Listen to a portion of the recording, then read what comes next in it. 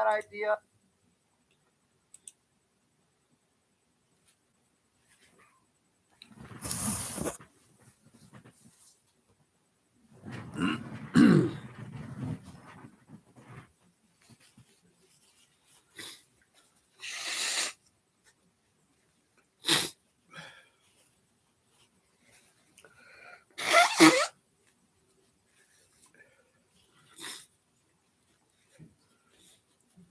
Got the stream going. Live chat is open. We start at 8:30 Eastern, so we got another 5 minutes or so. You can start chatting. I'm just having an allergy attack right now, so good evening. Allergy attack. Wrong time. Oh boy. Oh, right on, Victor. Yeah, Colorado. I remember you. Welcome back.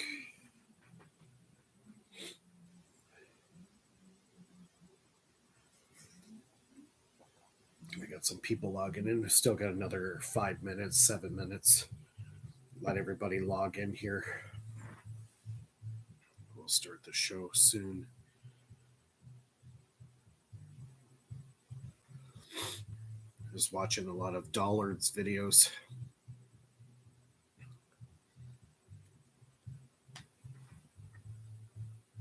Yeah, a lot of Dollard stuff I've been watching, listening to his lectures and stuff like that. If you want to learn about electricity, start going through his stuff.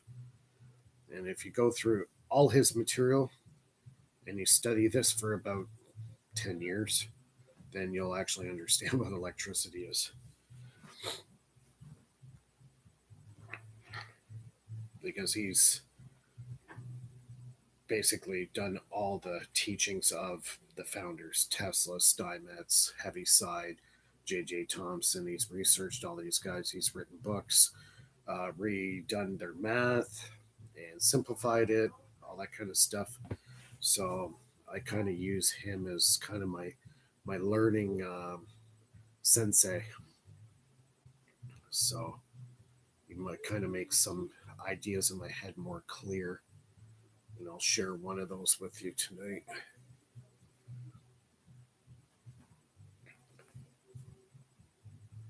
So we'll just wait to see when people log in.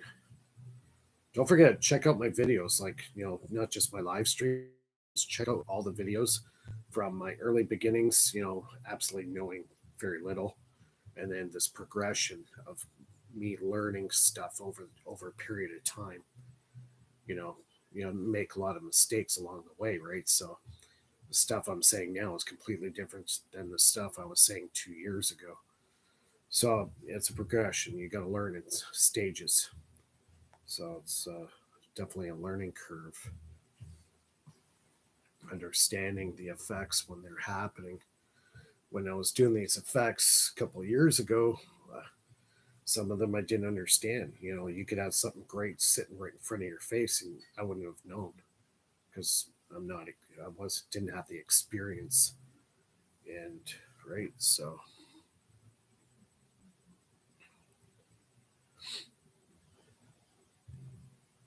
well, I even watched some of my old videos. That kind of sounds narcissistic, but I'll watch some of the old stuff I did and see where I was going wrong, or stuff that I did do that was really good that I didn't even know about it.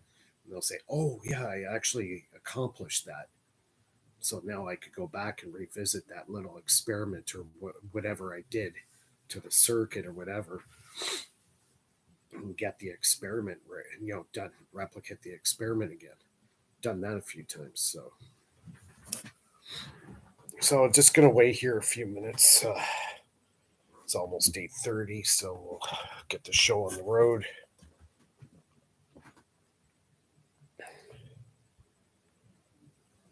Let's see how many people actually log in. Hopefully we'll get a better turnout tonight.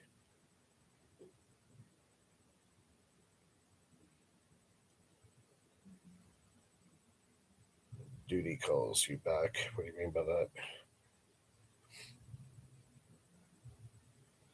Yeah, I still got the end machine. I'm trying a different configuration. I'm doing some, excuse me, some time dilation experiments, rotating magnetic field.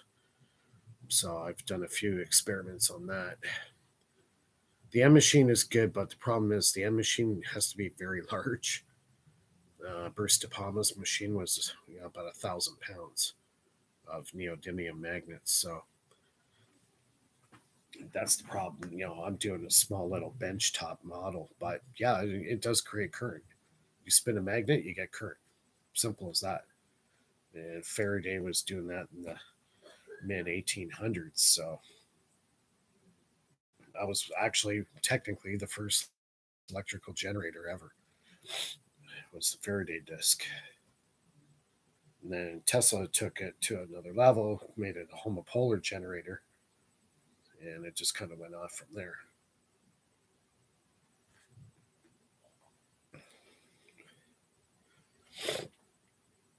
Yeah, very low voltage in the microvolts. The best I was able to get was 90 microvolts or millivolts. It's very, very small, but you can get a lot of current. And I was able to get 25, 30 amps of current from the wheel. But if you don't have enough electricity to back it up, you got current, but you got no voltage, right? If you got no voltage, you have no magnetism. If you have no magnetism, you have no electricity. So it's all one and the same. And that's actually what I'm going to get into tonight, what Dollard was saying. So voltage is current, current is magnetism, magnetism is current or force. It's all one and the same thing, but regular academia won't accept that as an answer. But all those three things is the same thing. You got current. If you got current, you got magnetism. If you got magnetism, then you have force. If you have force, you have current. It's all the same. And that's what people have to understand. So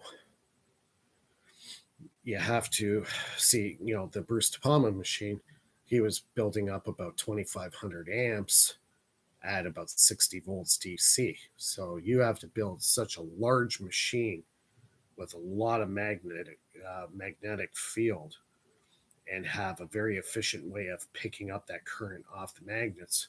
He was using mercury. Well, I don't know about you, but mercury is pretty toxic, so I don't like to play with stuff like that.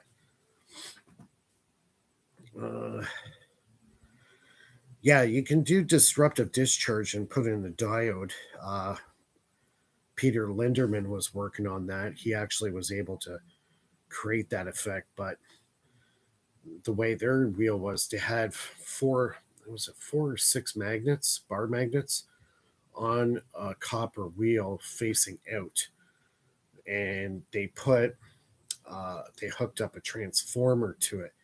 So in actual fact, it was like set up like a Faraday disc, but in actual fact, it wasn't really a Faraday disc because he set it up.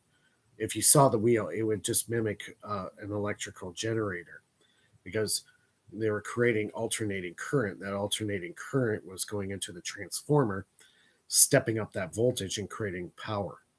So, in actual fact, the actual Faraday disc itself, they altered it. It wasn't really your real, true Faraday disc. So you have to see it. It was in their Borderland Sciences video. It was really old. I think it goes back to late 80s, late 1980s. They were doing that, Borderland Sciences. The video's out there. You can see it. It's Linderman and Michael Knox was in the video. And I think Dollard was filming it. He wasn't in that video. It was basically Michael Knox and Peter Linderman. Those were the two that were doing the video on that. If I start coughing and sneezing, I'm having an allergy thing tonight, so I apologize. It just started to hit me about a half hour ago.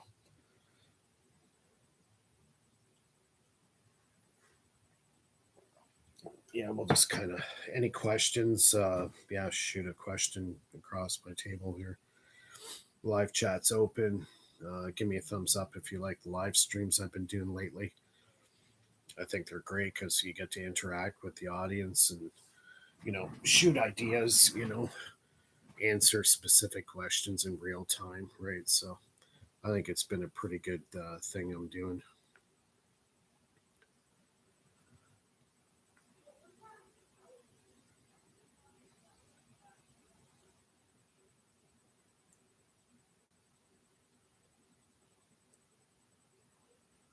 I'm just gonna read it. Yeah, see, disruptive discharge is really where the gains are made, and I think that's where the difference between disruptive discharge and a MOSFET. That's where there's a dividing line there. The MOSFET can fire very fast, but it doesn't have the spark. Okay, the spark is something special. And I'll say it and I'll say it 1,000 times.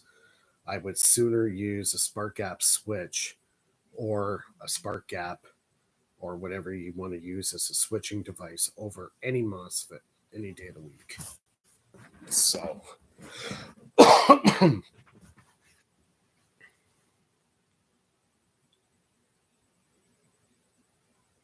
yeah, the video was back in the 80s. The video quality was pretty crap. Um, but irregardless, it was a good video to watch, see what they were doing. And this was all done 40, 30 plus 35 years ago. So it was a long time ago. Way before the internet, anyways.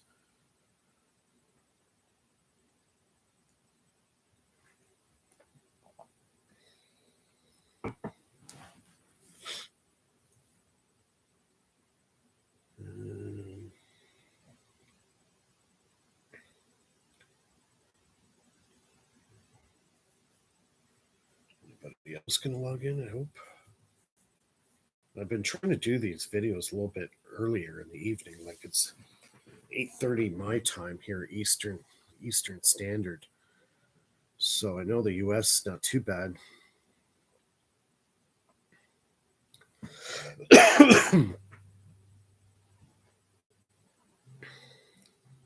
Yeah, you have to have spark gap, 100%. It's you're not going to get the effects. Period. Hey, Reefer,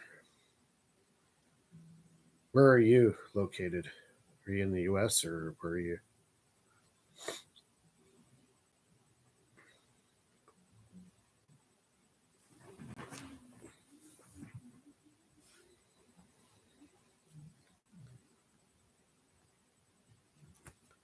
Oh, you're in Germany, aren't you?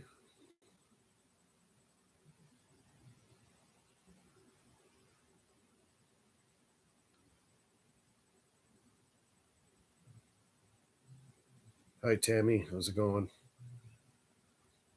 Yep. We got the fog rolling in again.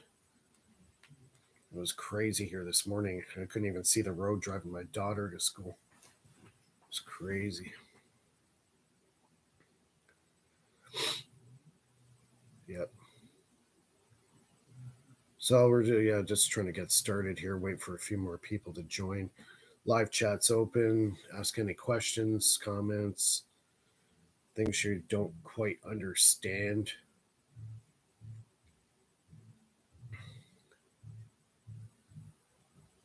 Yeah, yeah. It was really warm today. It really turned out to be a nice day. It was almost didn't even need a jacket. It was so nice here today for November anyway. Yeah, I'm west of Toronto. I'm right beside Hamilton.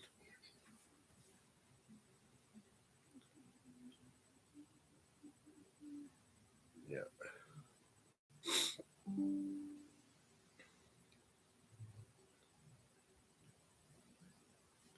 yeah. I'm not too far from you.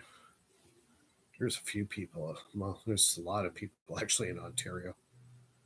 There's the one. He's in, I think, Burlington, Ohio. Yeah, I got people all over. Yeah, Belleville. I got my wife's relatives live out there. Oh yeah, Mohawk Reserve. Yeah, yeah, yeah. I've been out that way. I've been out to Kingston, Belleville, Napanee. I've been down to the Thousand Islands, Montreal, Ottawa. Today it was, I believe, $1.72 a liter here. Supposed to be going up like 2 cents again tonight. Oh, sorry, diesel. Oh, it was like 2.20 a liter, 2.30 a liter, somewhere in that range. Yeah, it was like 2.30. Yeah, diesel's expensive now.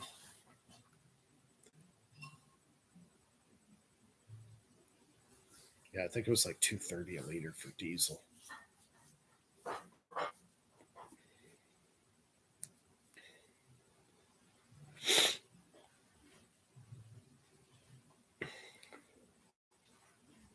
$1.58. Yeah, you guys were a little bit. Yeah, it's 2.30 here for diesel, and it was about $1.74 a liter for gas. And I think they were saying it's supposed to go up another 2 cents tonight.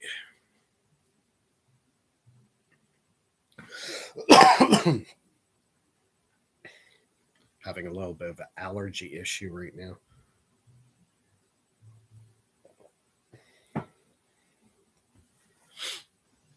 So, you guys have anybody in the live chat got any questions?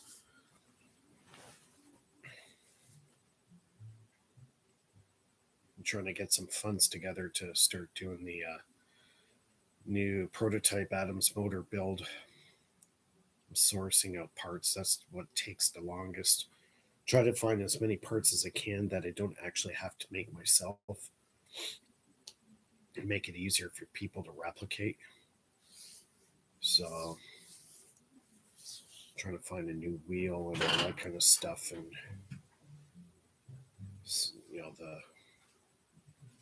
the ooh, 579 US. That sucks.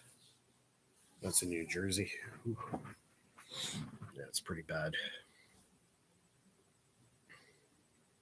579 a gallon. Sorry, we go by liter here. Sorry, we're metric.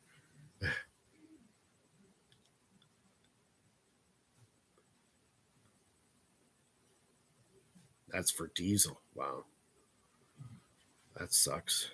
How do your truckers survive?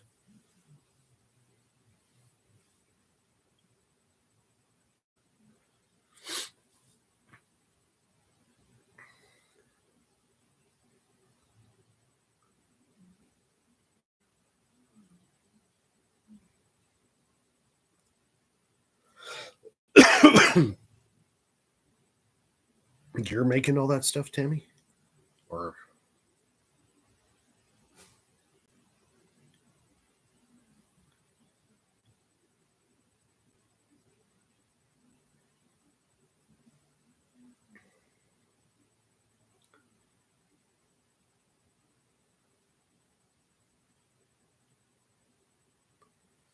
yeah, you got to cut your costs down. Yeah, 5 trucks down to 2. Yeah, you have no choice. Can't afford to keep the other ones on the road.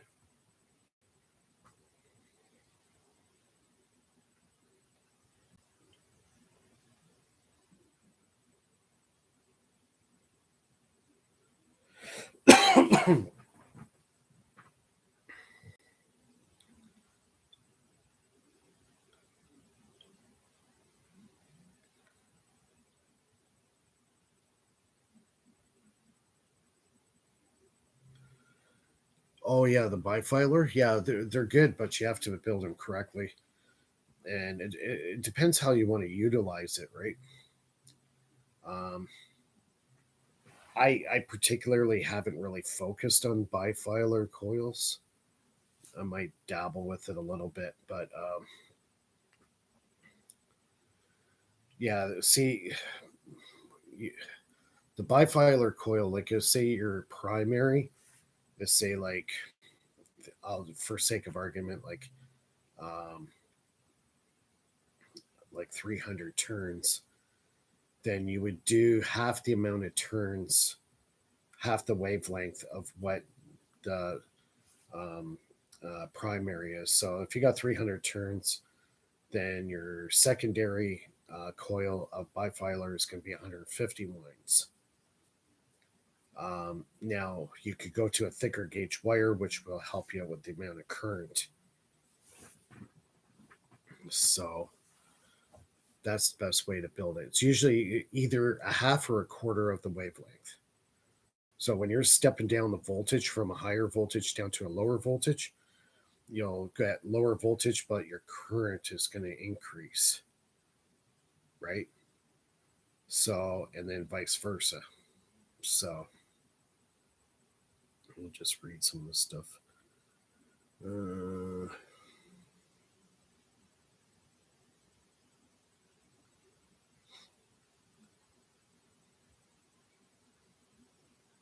Well, the radiant energy, see what you're trying to do.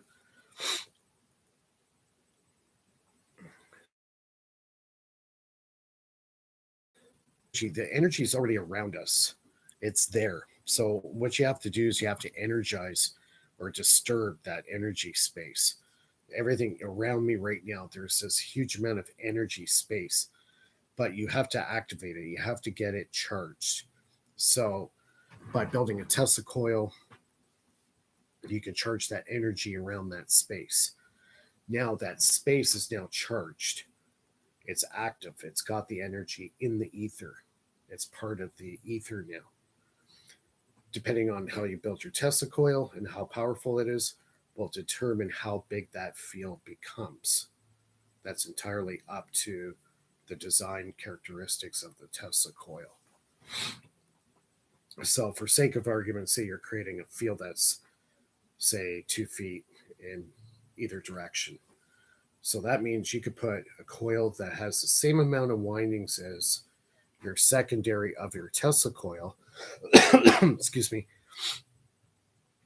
And if it's in harmonic resonance with that, whatever energy that Tesla coil is creating, that coil that you put on the side of it will pick up exactly the same power that the Tesla coil is transmitting.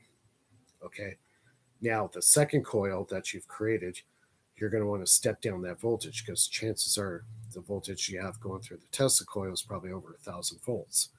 So, again, what you want to do is step it down so you get, say, about 4 or 5 windings of a thick gauge wire, like a 10 gauge, to step down the voltage. What did I say before? When you step down the voltage, your current increases now. So now you can take that, hook that up to a full wave bridge rectifier, get a true DC, okay, and you'd be able to power batteries, DC lights, little motors, stuff like that. The best part is when you start drawing that power off that coil, the one that's next to the Tesla coil, it doesn't pull any current off the emitter of the Tesla coil. It's just broadcasting. That's all it's doing. It's broadcasting. So you could set up 50 coils all the way around that Tesla coil, and you could pull off 50 times the power that the Tesla coil is broadcasting. And that's Don Smith. So if you want to research what he was doing, he did an experiment exactly just that. Had one Tesla coil in the middle, and he had 6 coils around the perimeter of the coil in the middle. So say you had 1,500 volts on the emitter, all the ones that are posted all the way around it were also producing 1,500 volts. Now, when you pull a load off those secondary coils that are going around the emitter one, there's no load on it. It's not pulling a load. It doesn't require any more power to go in the system. It's just basically broadcasting, disturbing that space around it. Those charged particles that are now in the ether, those coils pick that up. And if that coil is in harmonic resonance with the Tesla coil in the middle, you'll get basically a 1-to-1 ratio transfer of power with no load, no tax on it. So that in itself is pretty amazing. Yeah, exactly. It's exactly that.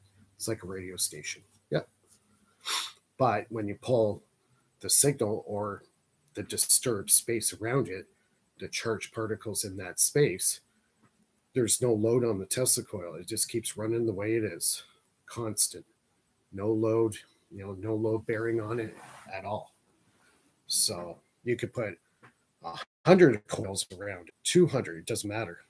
It'll never draw any more power from the initial broadcaster. Sorry, my allergies are just like really bad right now.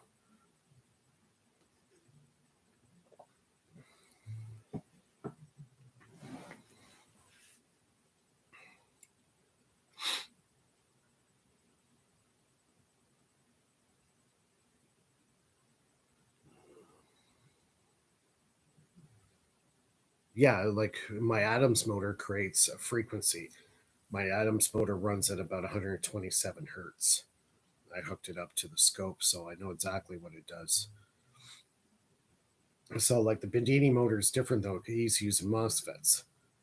He doesn't have the disruptive discharge element in his system like I do, and he also doesn't have the piezoelectrics, which also step up the voltage and the current. Because when you get to a certain size coil, you're going to get the capacitive inductance issue in the coil, right?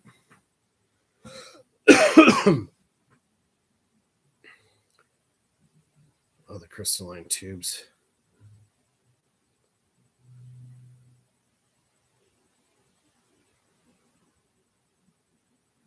Well, that's it. You have to go back to the basic stuff, and they don't.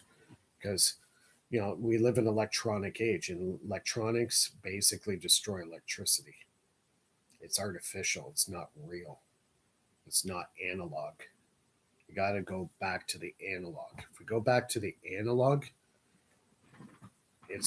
we're going to learn so much more.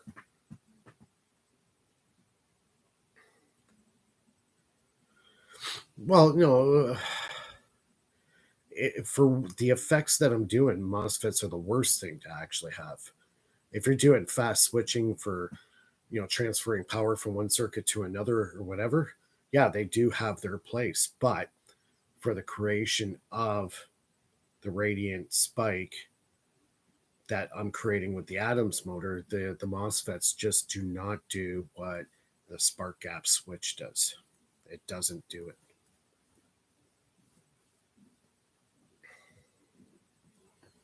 Oh yeah, for these effects, yeah, you have to have spark gap, hands down. I'll argue with some of the big guys. Some of the big guys are using MOSFETs, but I still honestly believe the spark. There's something has to do with the spark. Well, number one thing is it totally kills the effects of lens law. That's the first thing I noticed with a spark gap switch. You can't get the same effects with a MOSFET for killing the lens effect. With the spark gap switch, yes, you can. And you can almost totally neutralize lens law. About 90%. That's the best I've got for neutralizing the lens effect. And I think 90% is pretty good. Lens effects is the one effect in a motor that is your worst enemy, or even in a generator period, is the lens effect.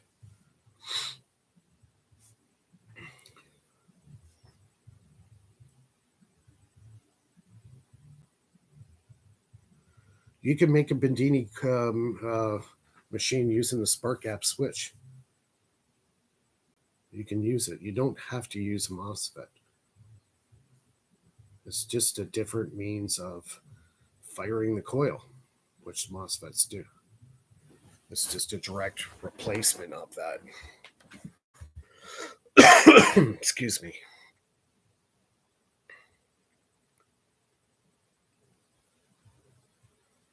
Yeah, it's an analog. Like I said, you got to go analog, and that's what I did. I took the digital element out of it, and the digital element is the MOSFET. That's why I stay with the spark gap.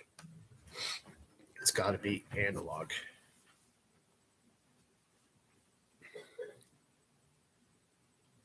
Now the reed switch, I'm using a 3D printer proximity sensor that you use for leveling your table for a 3D printer. So I've implemented that as a good reed switch substitute. Now that reed switch has to be isolated from the rest of the circuit, otherwise you blow the crap out of it. And I've blown up many, many, many reed switches.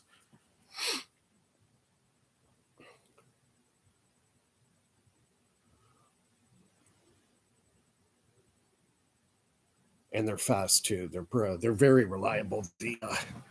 I have to stand up. My legs are killing me. I got the gout problem.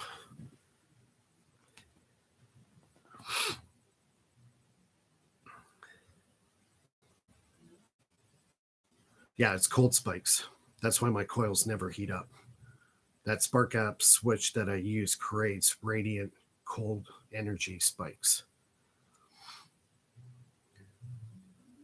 Say some of the cold radiant spikes that I create are so large that actually blow the crap out of a MOSFET.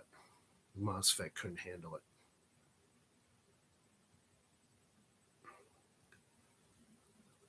Yeah, and the switch I use cost me $7.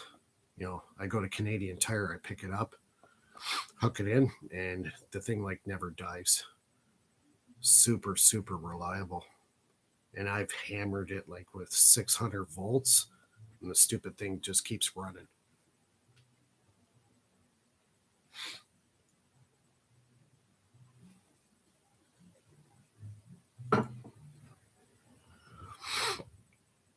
Hey, Bernie, what's going on? Just doing another live stream.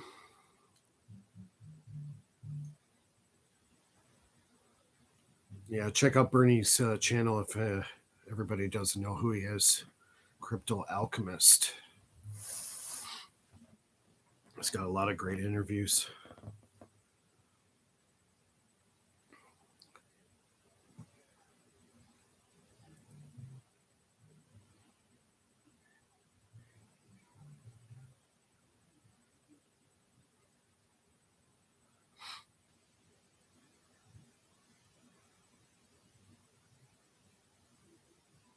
Yeah, yeah, because they're good for motors, but generators, no. Yes, you got to stay analog. You got to stay with a mechanical switch, especially if you're firing cold energy, right? And it lasts. It won't blow up.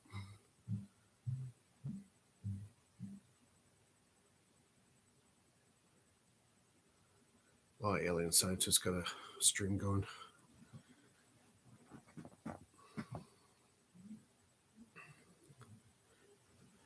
Yeah, well, I just started this live stream. I've been online for about 30 minutes, so I want to go at least an hour. It depends how many people show up, right? Right now, it's kind of a small audience. I know. Maybe this time space is not the best. Maybe I'll have to do these live streams more on the weekends.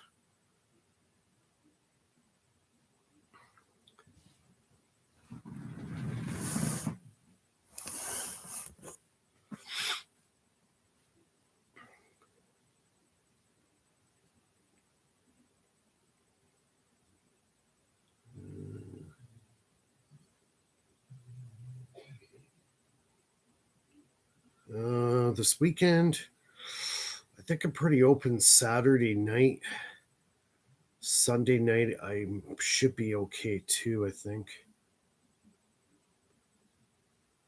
Yeah, you can share the links for the chat. Sure, go ahead, share it. Tell your friends, family, cats, dogs, whatever you want. Spread the word. We got over 2,000 subscribers now. Actually, hovering about 2,000 subscribers. So that's really good. The channel is growing. Going on Crypto Alchemist, it really helped out. kind of get my name out there a bit. One thing I really stress is, watch the videos, learn this stuff, but a great learning tool is actually building this stuff. And you don't have to spend a lot of money. Just buy all the basic stuff. And I try to make stuff that you can go to Home Depot or Canadian Tire, pick up the parts. Like the Adams motor I'm using right now, I'm using freaking lawnmower wheel as the wheel for the motor. Stuff you can pick up at the local hardware store. Spark gap switch, pick it up at any UAP auto parts. It's a 12-volt DC, 4-prong relay switch, and that's it. That's your spark gap, and it works great.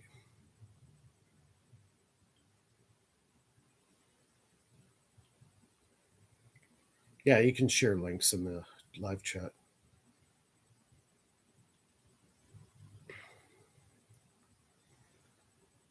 Yeah, I've been on Bernie's channel many times.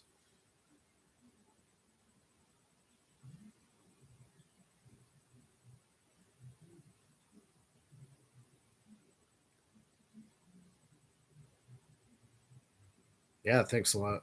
Yeah, finally hit 2,000.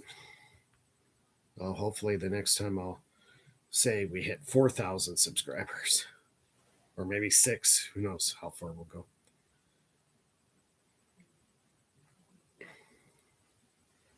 Yeah, I'll catch up with you later, Bernie.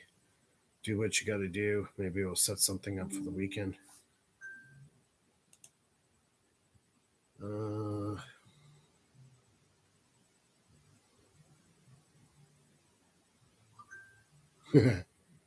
Holy sheep. Excuse me. Yeah, he's got a lot of good guests. He's been in it longer than me. Well, I'm not really big on the streaming. I'm more, doing my experiments, posting my stuff online, and I do the shows. I just haven't really been doing too many interviews lately because I'm trying to stay focused on the work that I'm doing right now.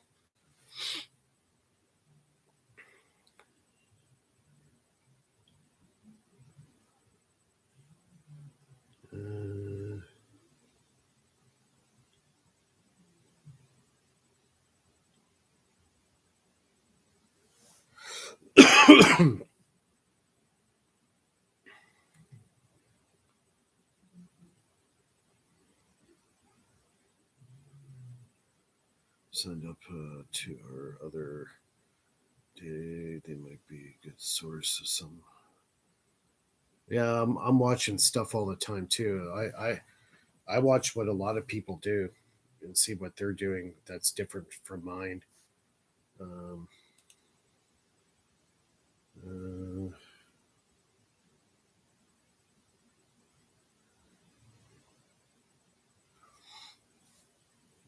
yeah, I've been doing some interesting experiments lately.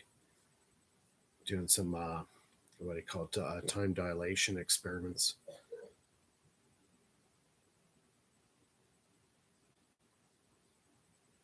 Yeah, I've been on for a while now. It's like it takes a while to build an audience and get known. I started using a new analytics thing. It's what do they call it? Socialblade.com. And yeah, socialblade.com, and gives you some interesting stats on your page and tells you what your projected audience is going to be like, say, 2, 3, 4 years down the road. It's kind of interesting. So it seems like I'm doing this going up. So that's a good thing. Man, this allergy's killing me tonight. Wow. Brutal. Any other questions on my experiments? Stuff that people might not understand or see when you build the experiments and you follow what I'm doing, you'll see the effects.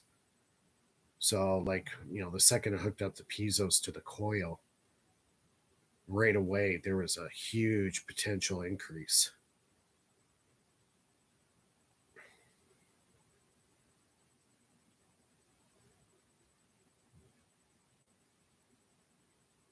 Yeah, everybody's doing well.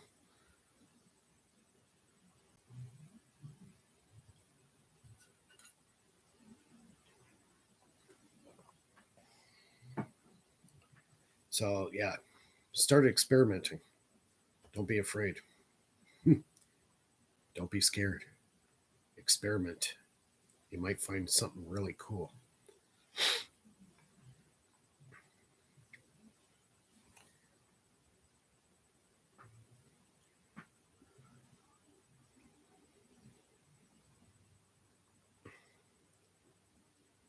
Yeah, a lot of it is trial and error. Yeah, for sure. Yeah, everything's trial and error to the fullest.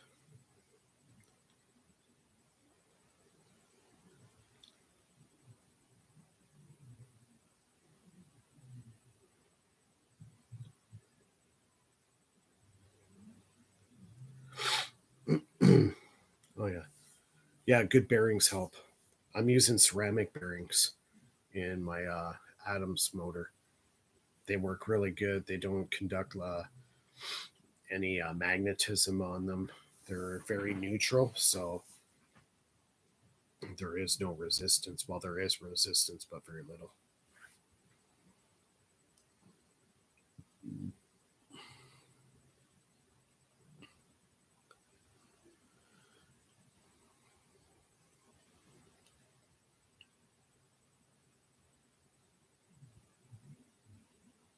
Yeah, old TVs have a lot of good, useful stuff in it, but you got to be careful. The thing you got to worry about in those TVs is PCBs. Some of the old stuff has a lot of PCBs in it. And some of the old vacuum tubes, you got to be careful. Some of the stuff is radioactive, especially like some of the old tubes for the power. They get like a brown stuff on it. Well, it's radioactive, so be careful with that stuff.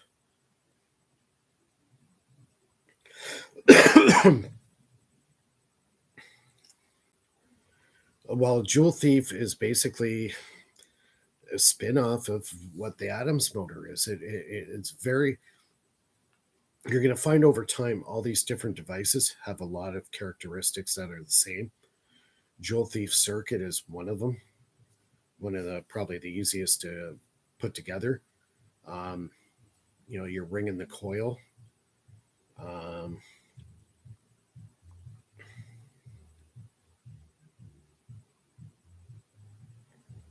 yeah, yeah, it's pretty much the guts of what a Bendini coil is, right? It's yeah, you're ringing the coil and you're catching the radiant spike. The Jewel Thief is just another name of a similar system. Everybody gives it a new name, but in all, it's all the same. It operates the same. You're pulsing a coil, capturing the radiant spike. They're basically all the same, just with some differences.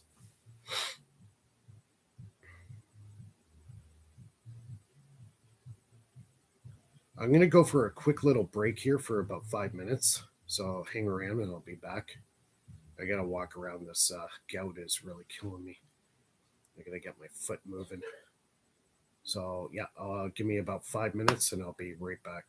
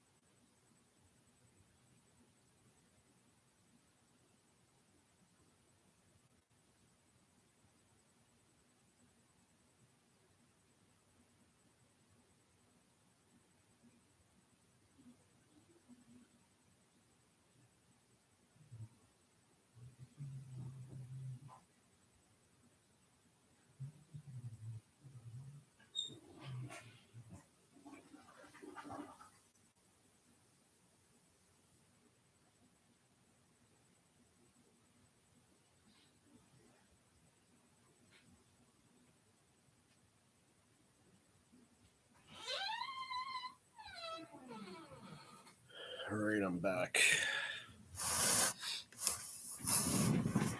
Let's get the chat still going. I've been building pulse motors probably 5-6 years now, maybe longer.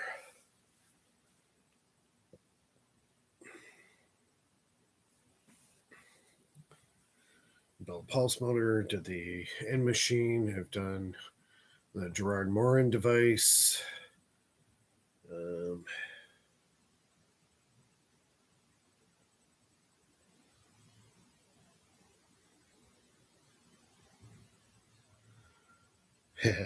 Simple rules for not getting shocks. Well, I've had a few lifters. I've been hit by a 20,000 picofarad 15 kVA capacitor. And I'll tell you, when it hit me, it almost knocked me flying off the chair. All right, Bernie's back.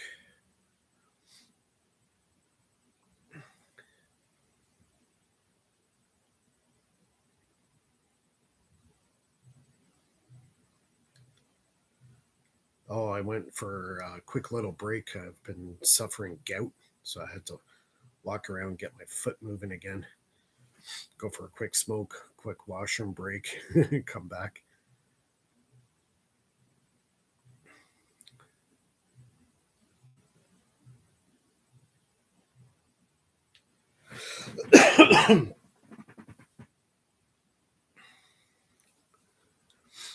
Yeah, you guys are cold now, right, Bernie? You guys got what, snow on the ground yet? Here it's like it almost hit 20 degrees in Toronto today. It was beautiful outside.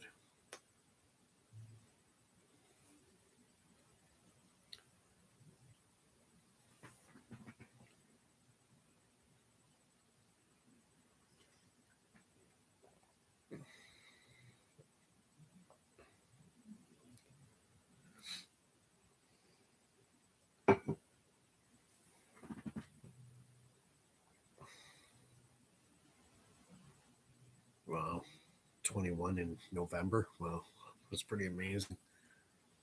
I think we're going to have a pretty warm winter here. I know out west they're saying it's supposed to be really cold and a lot of snow.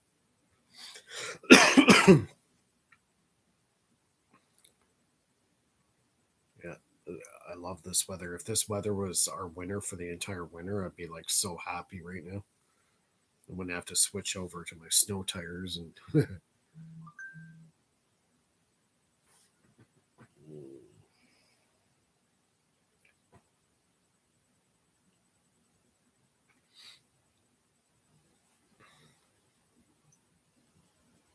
yeah, we're almost at 1 hour. Yeah, it's kind of been slow tonight. At least the chat board's been going good.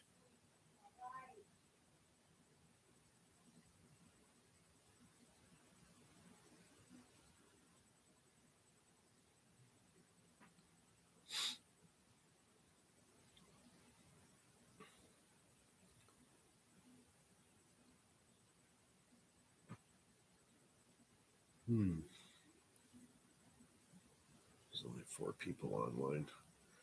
Yeah, I think I'll probably call it quits soon. I think I'll have to do these live streams more on the weekend and make more of a schedule of it so we can get more people online at the same time. I think during the week it's kind of a hit or a miss. Monday, I think I did a stream Monday. I had quite a few views, but this all gets recorded and goes in the log, and then everybody can watch it later.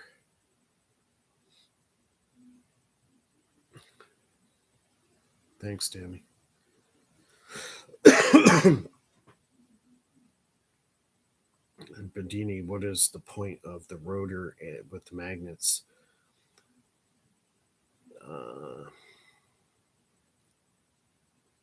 Well, the rotor and the magnets is what creates the frequency. It creates the frequency of how fast that coil is getting spiked with power. It's actually like a switch almost in a way. because you got the magnet passing over the um, the core of the coil. You're inducing a current there. There's a shock wave that happens there, and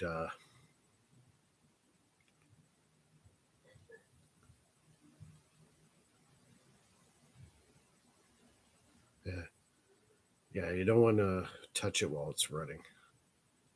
I've been shocked a few times, so I got a few good jolts.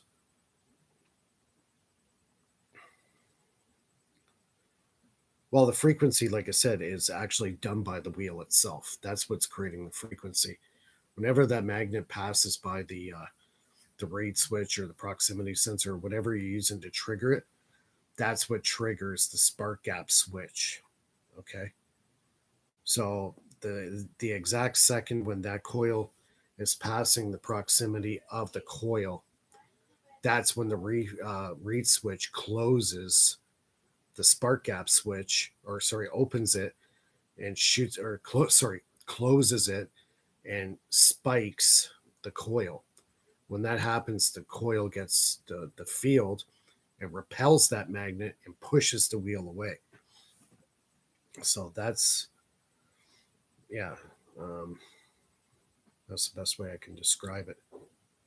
The 555 timer chip, I've tried it and it doesn't work. You have to have the reed switch actually triggering the circuit, and that's done by passing the magnet by the reed switch from the wheel.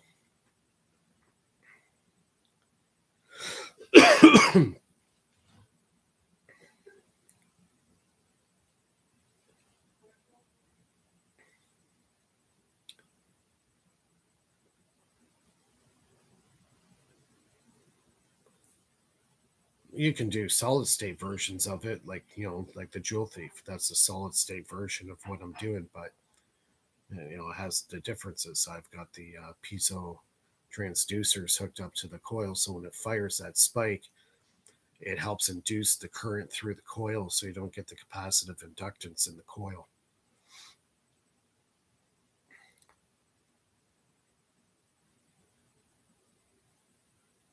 Well, no, the coil is a capacitor itself. It has capacitance. And that's what creates the condition of capacitive inductance. That's what Jim Murray's been, trying to figure out for the last 30 years, from Tesla's ratings.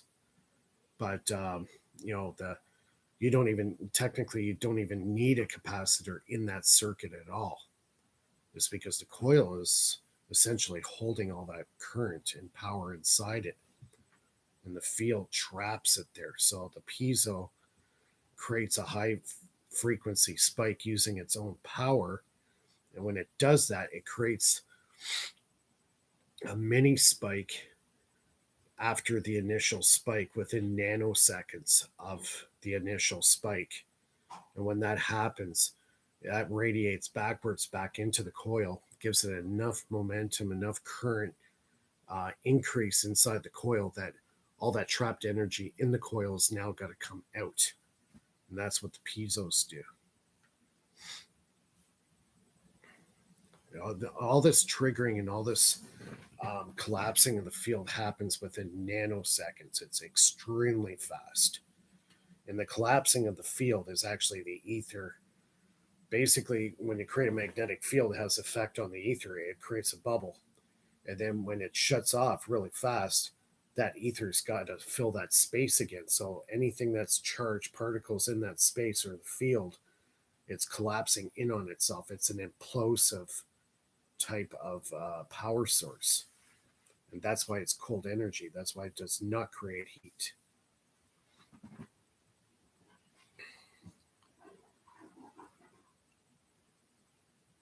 Yeah, it's like two bursts in one, and they're within nanoseconds apart. Yeah.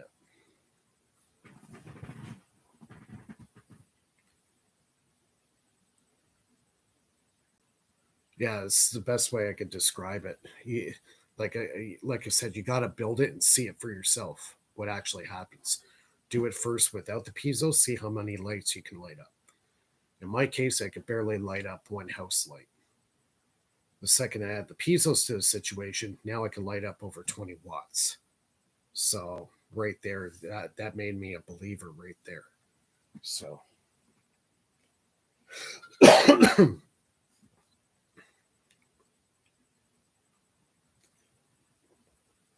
there's a few guys that follow my channel that have actually done it and said, yeah, it works. It's a real deal. So, and that was fine just by experimentation and a fluke.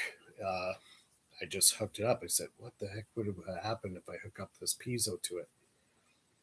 And then I'm seeing the voltage gain. I'm like, ooh, okay, let's add another piezo to it. Went even higher. I'm like, okay, let's add another one. And it just kept going from there. So now my circuit, I use 4 piezos in the circuit.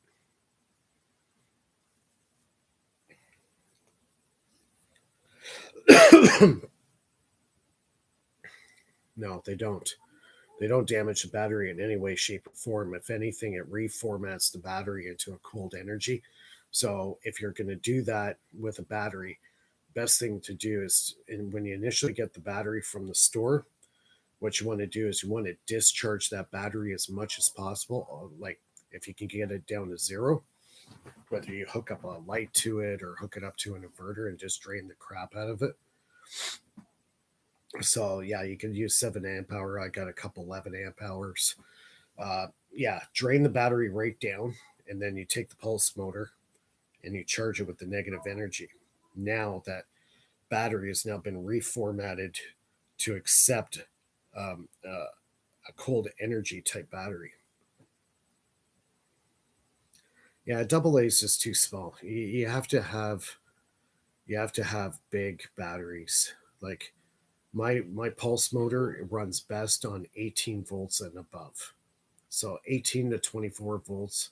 24 I say is the best. So that's what you want to do. You're better off getting bigger batteries. Get 212-volt batteries, hook them up in parallel, and then you get 24 volts. And then you drain those suckers down first before you even do anything. Drain them down to as much as you can do it. Like if you can get it right down to like 1 volt or less, that's great. And then charge it using the pulse motor. And now you're going to be spiking it with negative energy. And that negative energy will also restore the battery if it's sulfated inside, especially if it's a lead acid battery, which this motor runs best with a lead acid battery. And then you just charge it up and let it run for, I would say, 30 minutes. Stop the motor, take a voltage test, see how far it goes down after a couple of minutes. And if it needs more time, then start it up again. Just keep charging it until you hit about 12 or 13 volts. And then if it sustains that voltage, you're good. Now you can use that to run your Adams motor. Now you can charge other batteries using the same method. Discharge them down to almost 0 power in it, and then charge it using the negative energy spike. And now your batteries are going to last a way, way longer time. Like they you won't have to replace the batteries as often. They'll stay healthy. Yeah, just do it, build it, put it together, try it out, experiment. Use my channel as reference. If you're not sure about something, refer to my channel and look at the videos that I've done. Yeah, Patrick Kelly's got some good stuff. I like his channel. But see, nobody's ever used the piezos. I think I'm one of the first guys to use piezoelectrics in the pulse motor. So yeah. Daughter's going to bed. Yeah, she got a bit of a cough now, so it's like, oh boy, here we go. But the teachers are on strike. Love you. Teachers are on strike, so she's got to do homeschool tomorrow.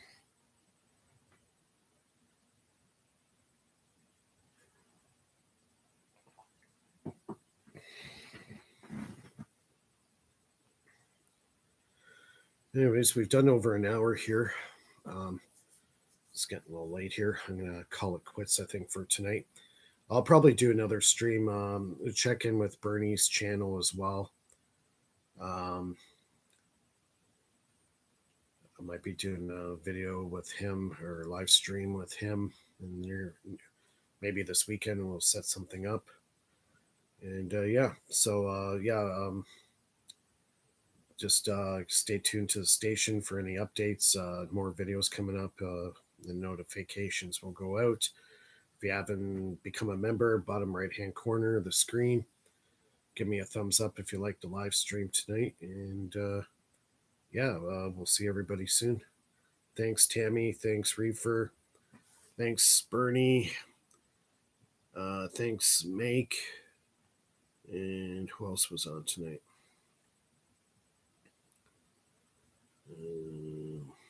That's it. So, yeah, we'll see everybody soon and have a good night.